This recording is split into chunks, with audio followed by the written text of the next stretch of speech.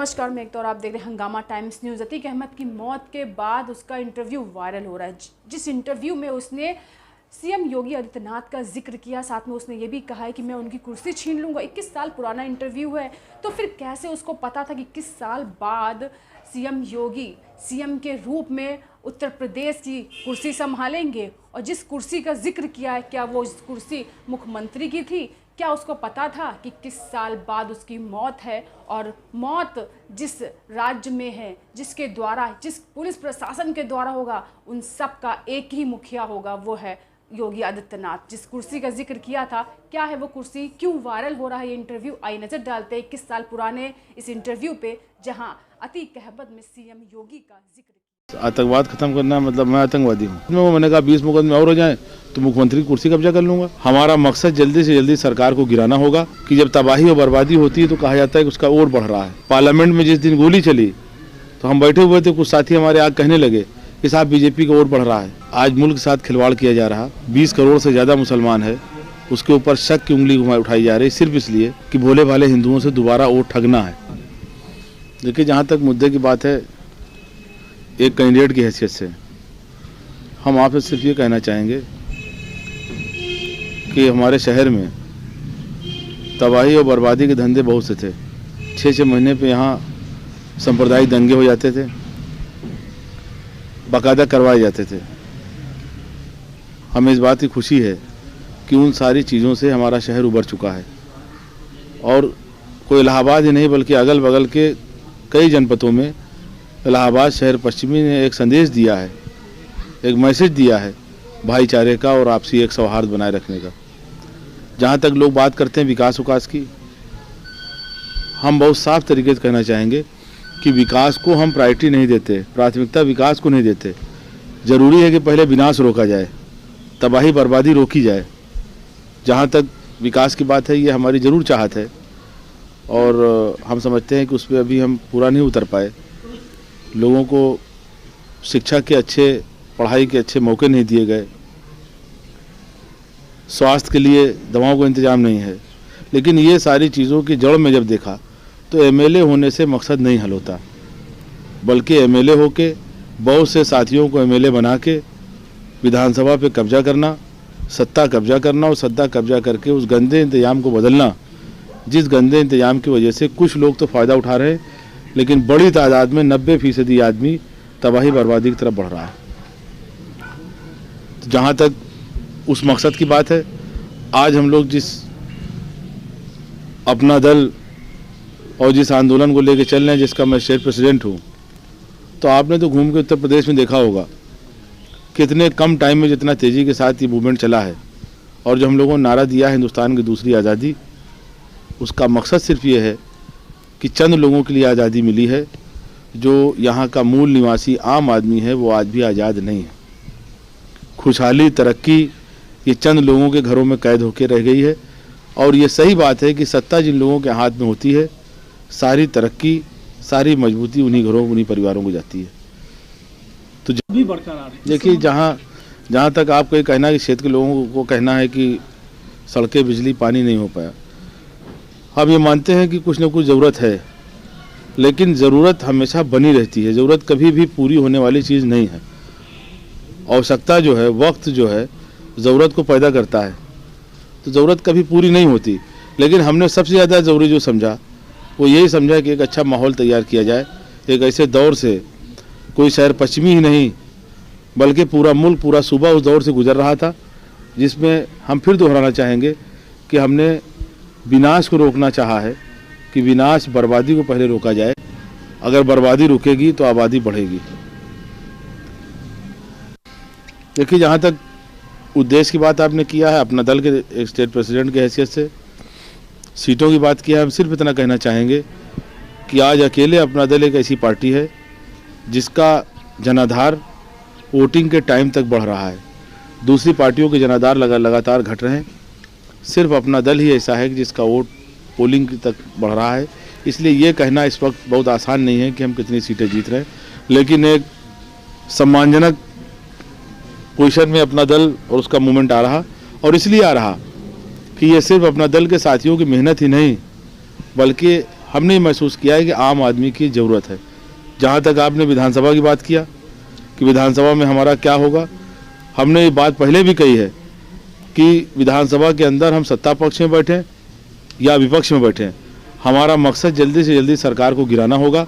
हम सरकार को दोबारा गिराना चाहेंगे और दोबारा गिरा के हम चुनाव तब तक चाहेंगे जब तक हम अपना दल की सरकार न बना लें। कि एक बाहुबली जो है इस क्षेत्र को जो है, नहीं देखिए, एक चीज़ हम आपको बता दें, बाहुबली आपने खुद कहा कि विरोधियों का कहना है, तो भाई विरोधी कुछ ना कुछ तो कहेगा ही। आपने ये नहीं कहा कि आपके लोगों का कहना है।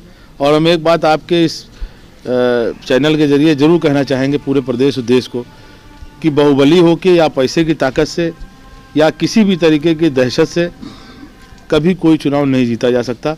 अगर ऐसा होता तो पूरी दुनिया में ये पैसा वाले लोग या हिंदुस्तान के अंदर ये पैसे वाले लोग 100-200 MLA MP बना के और सत्ता हमेशा अपने हाथ में रखते।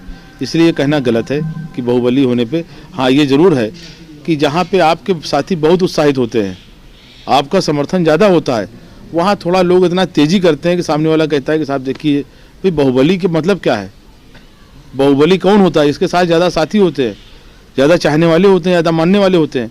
तो ये आम आदमी जो 90% गरीब आदमी है, ये अपने साथ है। देखिए, जहाँ तक कारण की बात है, हम आपको एक बात बता दें, मैं एक बहुत ही आम साधारण परिवार से हूँ। मैं ये हालांकि सारे पुराने हमारे जितने भी नेताओं के हमने स्टेटमेंट सुने, सब यही कहते हैं, लेकिन जो सच्चाई है कि हरवाही किया है अपने हाथ से।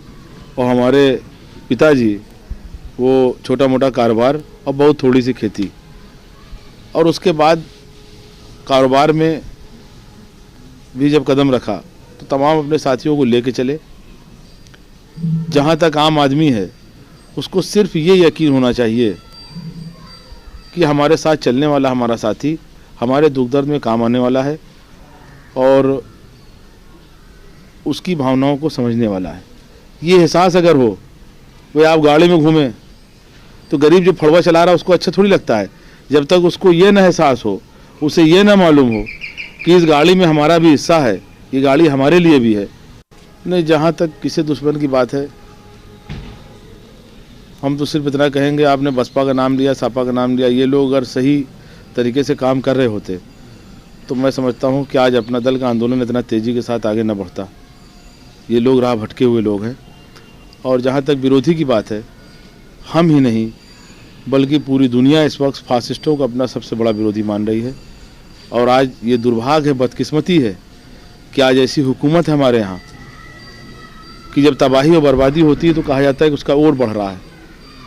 पार्लियामेंट में जिस दिन गोली चली तो हम बैठे हुए थे, कुछ साथी हमारे आगे कहने लगे कि साहब बीजेपी का और बढ़ रहा है। तो जहाँ तक आप विरोधी की बात करते हैं, फासिस्ट को हम अपना सबसे बड़ा विरोधी मानते हैं, उसके बाद सारे मुद्दे आते हैं। बात है तो मैं 4 दफ़े मेले रहा, लेकिन ये लड़ाई जो है, ये लड़ाई सिर्फ विधायक की नहीं है, ये लड़ाई हम फिर आपसे कहना चाहेंगे, ये लड़ाई राजपाट की है। और अब अपना दल राजपाट की लड़ाई लड़ रहा। और राजपाट हम लोग इसलिए चाहते हैं कि जो कई हज़ार साल के गंदा इंतज़ाम है, गंदी व्यवस्था है कि चंद लोगों को फ़ायदा होता है और 90% आदमी की ज़िंदगी बर्बाद है, उस गंदे इंतज़ाम को बदलना हमारा मकसद है। बीजेपी और विपक्षी कह रहे हैं कि हमें आतंकवाद शहर पश्चिमी से खत्म करना है, इस संबंध में आप क्या कहना चाहेंगे? नहीं, आतंकवाद ख़त्म करना मतलब मैं आतंकवादी हूँ, मुझको आतंकवादी कह रहे हैं और बीजेपी कह रही है। जबकि बीजेपी ने आज हालत ही कर दिया है कि सिर्फ वोट के लिए आज मुल्क के साथ खिलवाड़ किया जा रहा।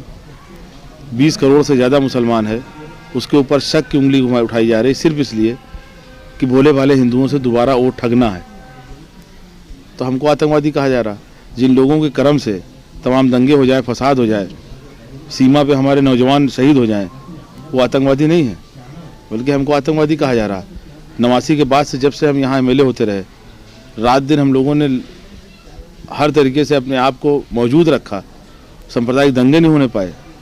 अगर हमारे ऊपर 10, 20, 25 कोई मुकदमे हैं तो हमको आतंकवादी कहा जाएगा?